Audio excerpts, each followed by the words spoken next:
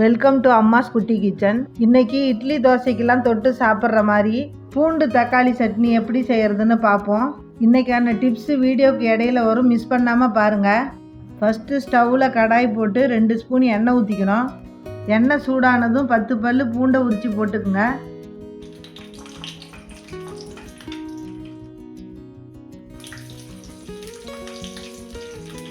பூண்டை லேசாக வதக்கிட்டு 4-5 காஞ்ச மிளகாயை சேர்த்துக்குங்க.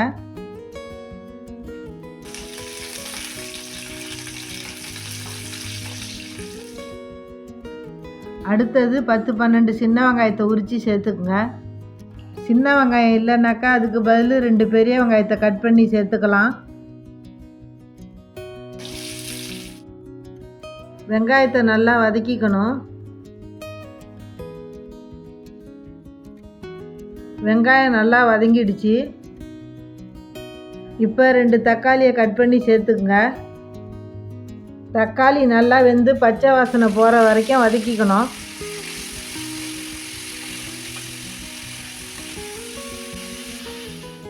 சட்னிக்கு தேவையான கல்லுப்பை போட்டு வதக்கிக்கங்க.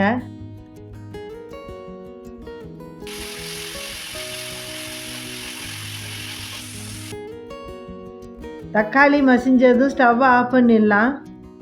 இது ஆறுறதுக்குள்ளே இன்றைக்கான கிச்சன் டிப்ஸை பார்த்துட்டு வந்துடலாம். நல்லெண்ணெய் வாசனை போகாமல் இருக்கிறதுக்கும் கலர் மாறாமல் இருக்கிறதுக்கும் சின்ன துண்டு வெல்லத்தை எடுத்து நல்லெண்ணெயில் போட்டு வச்சிட்டிங்கன்னா ரொம்ப நாளைக்கு வாசனையாகவும் கலர் மாறாமையும் இருக்கும். ட்ரை பண்ணி பாருங்கள். இப்போ நம்ம வதக்கி வச்சுருந்த வெங்காயம் தக்காளி ஆறிடுச்சு. மிக்சியில் போட்டு தேவையான தண்ணி ஊற்றி அரைச்சிக்குங்க. அம்மி இருந்துச்சுன்னா அம்மியில் அரைச்சி சாப்பிட்டு பாருங்கள், நல்லா ருசியாக இருக்கும். அப்போல்லாம் எங்கள் பெரியக்கா அம்மியில் வச்சு அரைச்சி கொடுப்பாங்க, நல்லா டேஸ்ட்டாக இருக்கும். என்கிட்ட அம்மி இல்லாதனால மிக்சியில் அரைச்சிக்கிறேன்.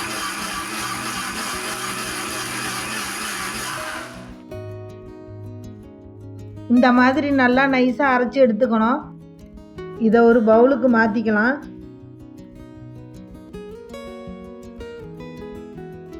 மிக்சியில் கொஞ்சம் தண்ணி கலந்து ஊற்றிக்கங்க.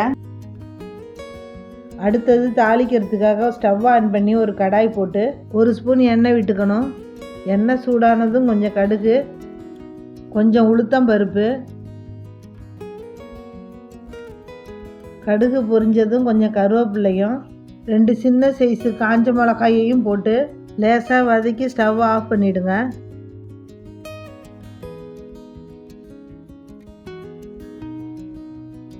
இப்போ தாளிச்சதை எடுத்து சட்னியில் கொட்டி மிக்ஸ் பண்ணிட்டீங்கன்னா இட்லி தோசைக்கு அருமையான பூண்டு தக்காளி சட்னி ரெடி ஆகிடும். இதை நீங்களும் ட்ரை பண்ணி பாருங்கள். அம்மாஸ் குட்டி கிச்சனுக்கு லைக் பண்ணுங்கள், ஷேர் பண்ணுங்கள், கமெண்ட் பண்ணுங்கள், மறக்காமல் சப்ஸ்கிரைப் பண்ணுங்கள். நன்றி, வணக்கம்.